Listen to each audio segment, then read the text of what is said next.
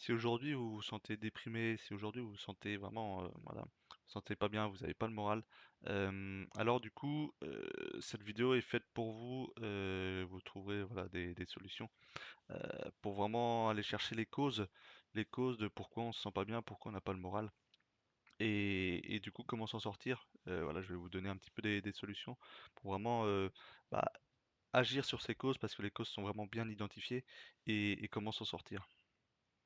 Donc déjà, la première question à se poser, c'est pourquoi nous sommes déprimés.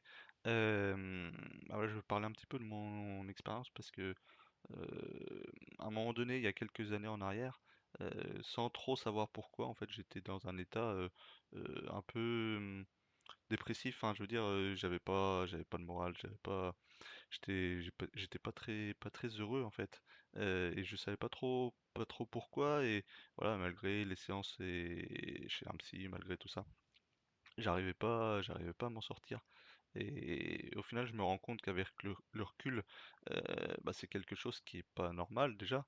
Et on va dire en recherchant un petit peu pourquoi, vraiment les causes, on se rend compte que c'est vite, enfin c'est les causes sont bien identifiées et pour moi, en fait, ça montre un déséquilibre au niveau hormonal et métabolique. Et d'ailleurs, on le voit, hein, quand les médecins nous prescrivent des traitements, bah, c'est des traitements qui agissent directement soit sur les hormones, soit sur les neurotransmetteurs, on va le voir après, mais vraiment ça va agir là-dessus. Donc c'est bien la preuve en fait que qu'il y a des causes et bah, au lieu de bah, d'avoir un traitement classique qui, on va le voir, ne fonctionne pas toujours, avoir vraiment des solutions, on va dire, alternatives naturelles qui permettent vraiment d'agir à la racine du problème. Donc pour moi, il y a vraiment deux grandes causes, enfin deux causes majeures, on va dire, au fait que, voilà, liées aux troubles de l'humeur, à la dépression, à l'état de déprime. La première, c'est l'inflammation. Alors je sais que ça peut paraître un petit peu bizarre dit comme ça et je vais vous les expliquer pourquoi. Mais en fait, l'inflammation, on peut se dire, bon bah, l'inflammation, par exemple, c'est quand j'ai une tendinite, c'est quelque chose voilà, qui est enflammé, un nerf, un muscle qui est enflammé. Euh, mais ça peut aussi avoir des répercussions sur nos émotions, sur beaucoup de choses. Et du coup, c'est pas une douleur physique, c'est plutôt une douleur mentale, mais au final, la cause est la même, c'est l'inflammation. Alors du coup, comment ça se passe? En fait, l'inflammation, ça va perturber la production de neurotransmetteurs. Moi, je vais pas trop rentrer dans les explications un peu scientifiques et physiologiques, mais en fait, voilà, les neurotransmetteurs, en fait, c'est des messagers. En fait, on voit ça comme des messagers chimiques bah, qu'il y a dans le cerveau et qui orchestrent vraiment nos émotions, nos comportements, nos pensées. Et voilà. Donc, pour donner un exemple, par exemple, la sérotonine, c'est un neurotransmetteur. On l'appelle aussi l'hormone du bien-être, mais en réalité, c'est un neurotransmetteur. Donc, je ne sais pas si vous en avez déjà entendu parler de sérotonine, mais voilà, c'est vraiment l'hormone du bonheur, en fait. Et donc, pour donner un exemple, euh, bah, si par exemple on mange des aliments, des études qui ont montré qui ont montrer un lien entre la consommation de gluten, par exemple, et la baisse de sérotonine produite dans l'intestin. Il faut savoir que la sérotonine, elle est produite grande majorité, plus de 80%, plus de 90% dans notre intestin, et le gluten qu'on ingère, même si on n'a pas de soucis digestifs et tout ça, va créer une inflammation et donc va perturber la production de sérotonine. Donc déjà, on voit bien que rien que le fait d'avoir des aliments qui viennent enflammer l'intestin, qui viennent perturber, euh, peuvent du coup avoir directement un impact sur la production de neurotransmetteurs et en l'occurrence la sérotonine. Euh, donc après, voilà, pour moi, on peut ne pas parler du traitement, on va dire, classique un petit peu des antidépresseurs. Euh, en fait, la plupart, enfin, on va dire la majorité de ce qui est préconisé aujourd'hui pour traiter vraiment la dépression, les choses comme ça, euh, c'est des, c'est des antidépresseurs qui vont agir en fait sur en fait, ils vont empêcher l'élimination des neurotransmetteurs, en particulier la sérotonine. Enfin, autrement dit, en fait, ça vient voilà, ralentir l'élimination, c'est-à-dire que le peu qui y a en circulation, bah, le corps va, enfin, le, le traitement, on va dire, va empêcher que ça disparaisse de trop, en fait. Mais en fait, c'est là où parfois c'est pas efficace. C'est que si par exemple le problème n'est pas dans l'élimination de choses comme ça, mais dans la production, ça veut dire que si on n'en produit pas suffisamment pour voilà déjà la première cause, l'inflammation, bah on aura beau éliminer enfin stopper ou ralentir l'élimination, bah ça va pas résoudre le problème. Si le problème à la base c'est un défaut de production, s'il n'y en a pas assez, bah il y en a toujours pas assez. Donc c'est pour ça que des fois, et dans la plupart des cas, généralement c'est pas efficace ou pas suffisamment efficace pour s'en sortir. Et généralement après c'est dès qu'on arrête, bah il y a des risques de rechute évidemment. Donc voilà. Du coup la deuxième cause, ça va être la résistance à l'insuline. Alors, on entend souvent parler de la résistance à l'insuline dans le cas où de la perte de poids, par exemple, voilà. Et généralement, c'est pour ça que les personnes, des fois, qui essayent de perdre du poids, sont aussi déprimées. Euh, c'est parce que voilà, il y a des causes qui sont communes, notamment du coup la résistance à l'insuline. Donc pour les personnes qui savent pas forcément ce que c'est la résistance à l'insuline, en fait, c'est une situation où les cellules euh, deviennent résistantes du coup à l'insuline. C'est-à-dire que l'insuline, c'est une hormone qui permet de faire rentrer le glucose, donc ce qu'on mange en fait, le sucre, le carburant qu'on mange dans les cellules. C'est vraiment ce qui permet de faire rentrer le carburant dans les cellules.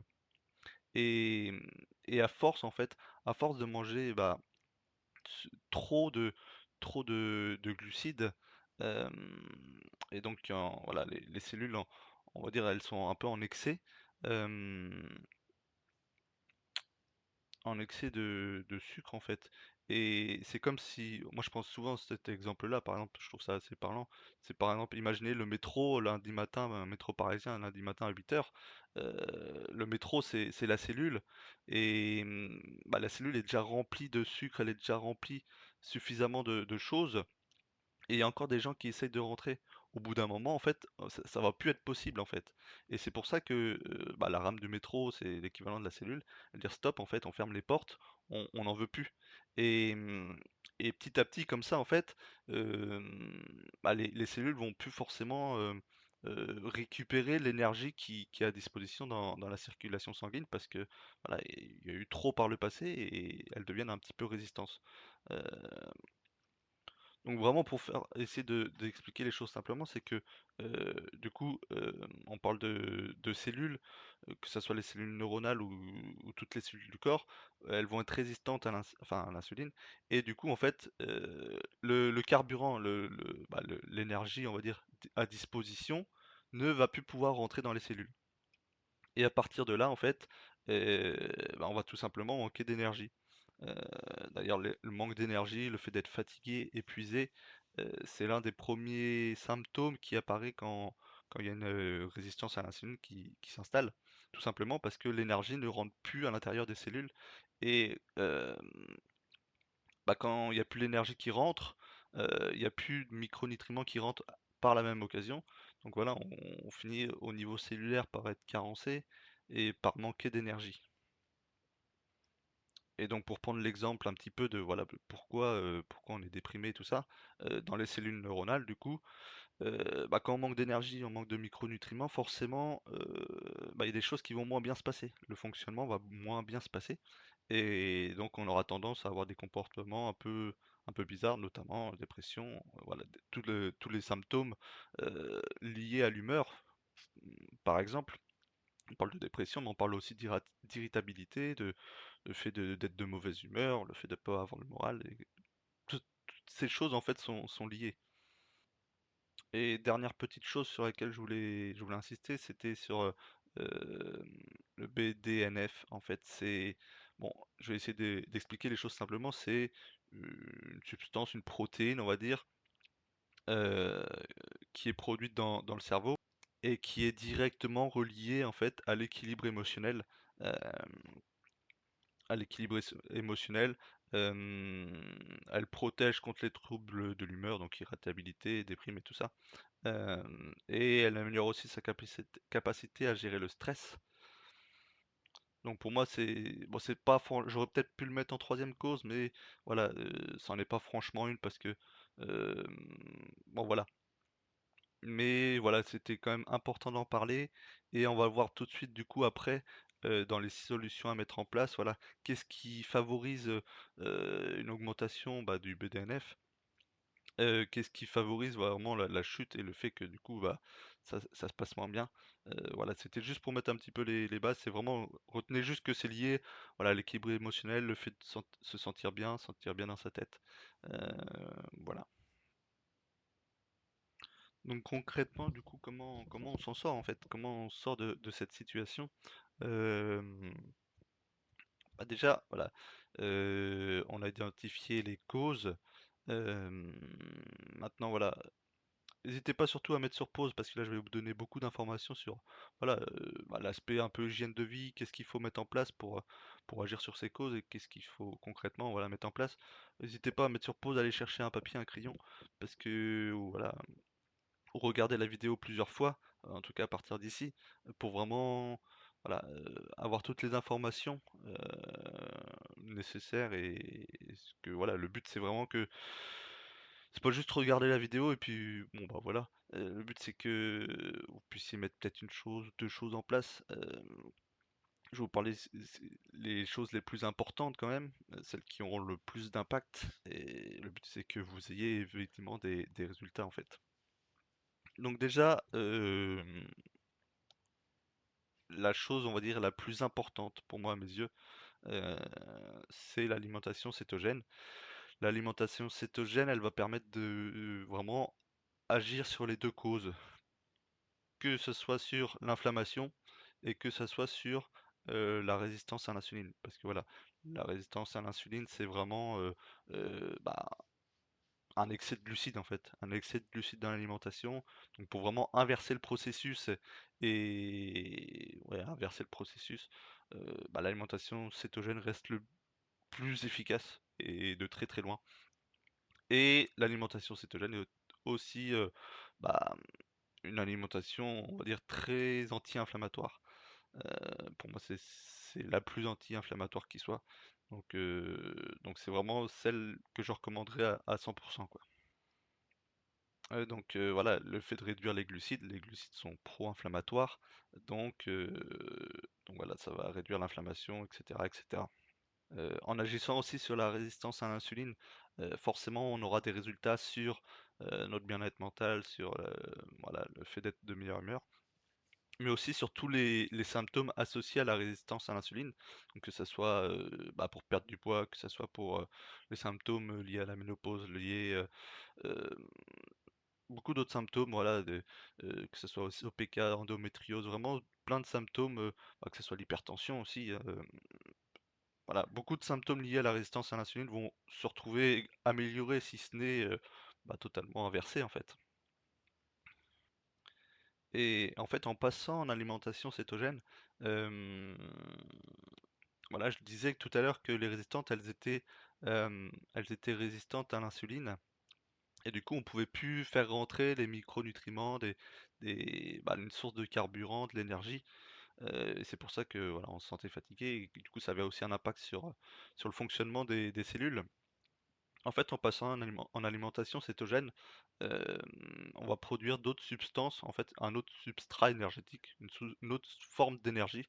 Au lieu que l'énergie provienne du glucose et du coup qu'on ait besoin d'insuline pour fonctionner, on va fonctionner avec des acides gras et notamment aussi des corps cétoniques.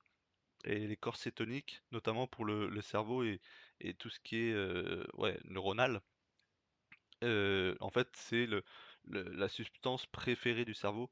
Il y a des études qui ont montré que si le cerveau avait le choix entre du glucose, donc du sucre, et des corps cétoniques, les corps cétoniques, il faut savoir qu'ils viennent bah, d'une alimentation très, très riche en matières grasses, donc une alimentation cétogène. Euh, Ils ont montré le cerveau préférait se diriger bah, vers les corps cétoniques parce que c'est beaucoup plus efficace, ouais, beaucoup plus efficace et c'est, on va dire, bah, le carburant préféré. Et donc on aura aussi tendance à avoir une meilleure clarté mentale, vraiment être bien dans sa tête, quoi. Et par la même occasion, voilà, qui dit meilleur fonctionnement dit du coup en augmentation du BDNF, juste ce que je vous parlais juste avant. Donc vraiment important et vraiment très efficace. Et l'alimentation cétogène depuis les années 1900, ouais, depuis le XXe siècle déjà, ça a été très utilisé dans tout ce qui est, tout ce qui est touche au cerveau en fait, que ça soit jusqu'aux maladies dégénératives, Alzheimer, Parkinson. Bon là c'est forcément un peu tard, mais voilà, mais aussi pour les autres troubles liés au cerveau, tout ça, comme la bipolarité, des choses comme ça. Ça a fait des résultats vraiment impressionnants en fait. Donc vraiment tout ce qui est lié au cerveau en fait, l'alimentation cétogène en numéro un quoi. Après, deuxième chose, augmentation du sommeil profond. Euh, voilà, je disais que. Enfin, je vous pose une question, de mon avis, est-ce qu'on peut vraiment être déprimé euh, quand on déborde d'énergie? Ouais, personnellement, je suis pas sûr. Je pense que si on demande à 100 personnes qui souffrent de dépression, s'ils peuvent évaluer leur niveau d'énergie, je pense qu'ils vont tous dire la même chose, ou quasiment tous, qu'ils sont fatigués, qu'ils sont épuisés. Et c'est logique en fait. Si on a de l'énergie, forcément en fait, pour moi avoir de l'énergie et être déprimé, pour moi c'est incompatible. Donc forcément, si on souffre de dépression, c'est que notre sommeil n'est pas forcément suffisamment récupérateur. Et parfois, en fait, notre sommeil profond est très court, alors qu'il pourrait s'étaler, au lieu d'avoir 2 3 heures de sommeil profond pour vraiment bien récupérer, des fois on a une demi-heure, voire pas du tout. Donc pour ça, il y a des choses à faire évidemment. Voilà, le fait de manger tôt, idéalement 2 3 heures avant de s'endormir, hmm, c'est important. Voilà, il y a pas mal de choses. Enfin, après, si on mange à 21 heures et qu'on va se coucher à minuit, pareil. Les heures de sommeil les plus bénéfiques, on dit souvent que les heures avant minuit comptent double. Bah, c'est se coucher le plus tôt possible, donc manger suffisamment tôt. C'est pas grand-chose, hein, c'est pas grand-chose, on va dire. Ça demande pas beaucoup d'efforts, juste de manger plus tôt, peut-être changer un petit peu des habitudes. Mais ça a un gros impact sur le sommeil. Et du coup, lié avec l'alimentation cétogène, ça peut vraiment faire des miracles parce que l'alimentation cétogène va aussi jouer son rôle. Voilà, j'ai parlé de quelque chose, mais ça a aussi un impact sur le sommeil, ça a aussi un impact sur beaucoup de choses. Euh, voilà. Évidemment, se protéger de la lumière bleue. euh, donc des fois, voilà, la lumière bleue vient notamment des écrans, dans le cas où on peut pas forcément s'en passer. Je sais que c'est pas facile, hein, mais bah voilà, moi par exemple j'ai acheté des lunettes qui filtrent la lumière bleue. Bon, c'est pas celle-là, hein. C'est des lunettes rouges en fait, où elles filtrent vraiment 100% de la lumière bleue. Donc à partir d'une certaine heure, en fait, je mets ça. Et bah, je me suis rendu compte que, bon, c'est encore un peu récent, mais qu'il y a quand même un impact. En fait, au bout d'une demi-heure que je les porte, je sens que bah, je commence à m'endormir un peu, en fait. Et quand je les portais pas, je sentais qu'en fait, le fait d'être sur les écrans, bah, ça me stimulait et ça m'empêchait un petit peu de bien m'endormir tout de suite, en fait.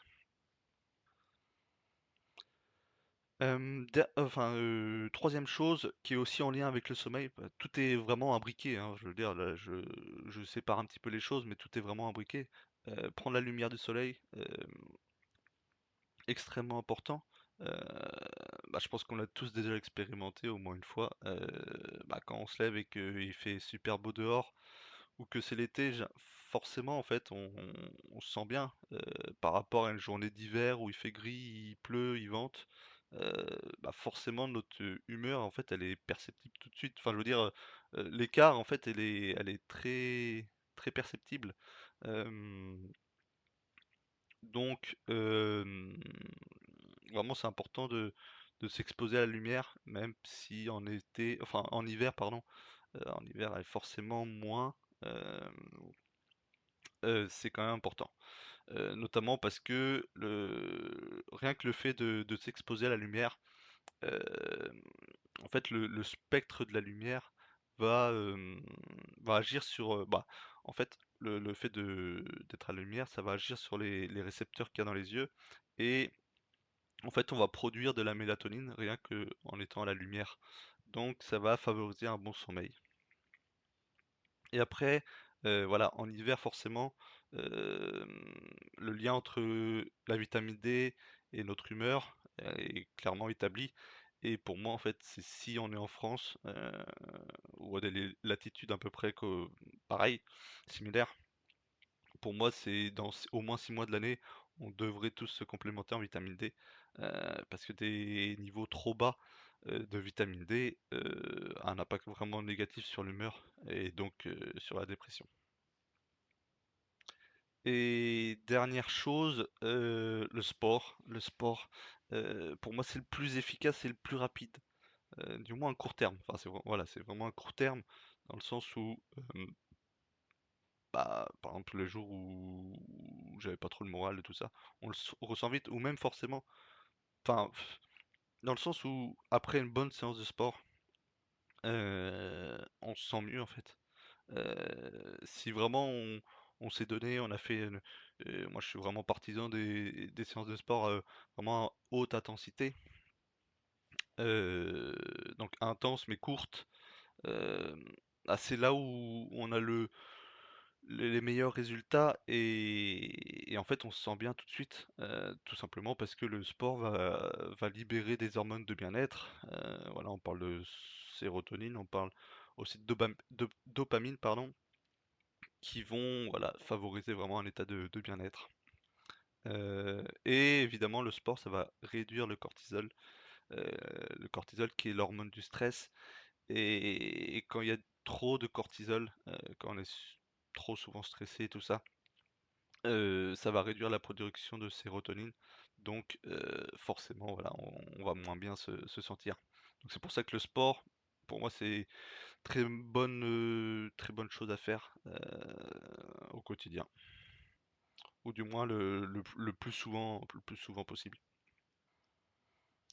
Donc voilà, il y a pas mal de choses, voilà, j'ai mis un peu par ordre de priorité. Voilà, si pour moi on